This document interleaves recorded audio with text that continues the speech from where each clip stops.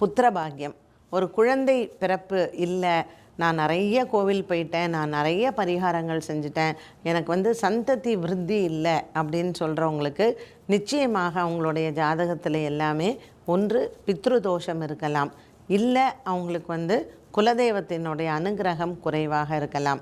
இவங்க அமாவாசை பௌர்ணமி இந்த 2 நாளும் இது ரெண்டுமே ரொம்ப கனத்த நாள் தான். ஸோ அமாவாசை பௌர்ணமி தவறாமல் உங்களுடைய குலதெய்வத்தை வழிபாடு செய்யணும்.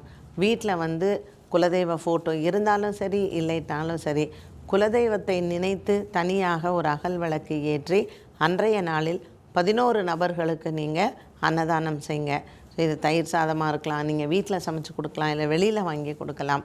அமாவாசை மற்றும் பௌர்ணமி தினங்களில் அன்னதானம் செய்து குலதெய்வத்திற்கு என்று தனியாக ஒரு அகல் தீபம் வீட்டில் ஏற்றும் பொழுது இந்த வம்ச விருத்திக்கான ஒரு வழியை அந்த தெய்வம் நமக்கு காண்பிக்கும். அதனால் குழந்தை பாக்கியம் வேண்டுவோருக்கு இந்த பரிகாரத்தை நீங்கள் செயல்படுத்தலாம்.